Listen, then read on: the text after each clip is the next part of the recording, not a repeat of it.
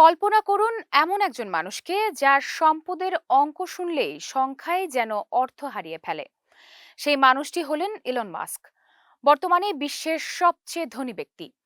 প্রভাবশালী বাণিজ্য সাময়িকী ফোর্বসের সর্বশেষ তালিকা অনুযায়ী দ্বিতীয় অবস্থানে থাকা ল্যারি পেজের তুলনায় মাস্কের সম্পদ দ্বিগুণেরও বেশি। বর্তমানে ইলন মাস্কের মোট সম্পদের পরিমাণ প্রায় ৭২,২০০ কোটি মার্কিন ডলার, বাংলাদেশি মুদ্রায় যা ৮৮,৪০,০০০ কোটি টাকারও বেশি। তবে এই বিপুল অর্থের সবটাই নগদ নয়। মাস্কের সম্পদের বড় অংশই গড়ে উঠেছে টেসলা ও স্পেস এক্স তার মালিকানাধীন শেয়ারের বাজার মূল্যের উপর ভিত্তি করে। তবুও এই অঙ্ক এমনই বিশাল যা দিয়ে পৃথিবীর মানচিত্রে আলোড়ন তোলা সম্ভব। উদাহরণ হিসেবে ধরা যাক সুইজারল্যান্ডের কথা। বিশ্বের সবচেয়ে ধনী দেশগুলোর তালিকায় শীর্ষ ১০-এ থাকা দেশটির মোট দেশজ উৎপাদন বা জিডিপি প্রায় ৯০,০০০ কোটি ডলার। অর্থাৎ ইলন মাস্কের বর্তমান সম্পদের আর্থিক মূল্য প্রায় একটি সমৃদ্ধ ইউরোপীয় দেশের অর্থনীতি সমান।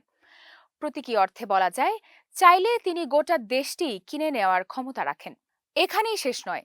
যুক্তরাষ্ট্রের অন্যতম আকর্ষণীয় আবাসন বাজার হিসেবে পরিচিত ক্যালিফোর্নিয়ার স্যান ডিয়েগো কাউন্টির কথাই ধরা যাক। বর্তমান হিসাব অনুযায়ী মাস্কের মোট সম্পদ দিয়ে ওই কাউন্টির প্রতিটি আবাসিক বাড়ি একসঙ্গে কিনে নেওয়া তাত্ত্বিকভাবে সম্ভব। আর যদি গাড়ির কথা বলেন তাহলে সংখ্যাটা আরও চমকপ্রদ।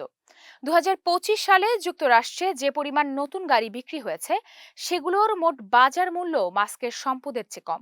অর্থাৎ হিসেবের খাতায় বসলে দেখা যাবে, এক বছরে যুক্তরাষ্ট্রে বিক্রি হওয়া সব নতুন গাড়ি কিনে নেওয়ার সামর্থ্য রয়েছে তার।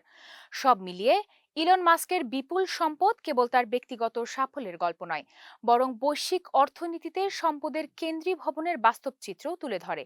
প্রযুক্তি ও বিনিয়োগের মাধ্যমে গড়ে ওঠা এই সম্পদই তাকে বিশ্বের শীর্ষ ধনীর আসনে পৌঁছে দিয়েছে।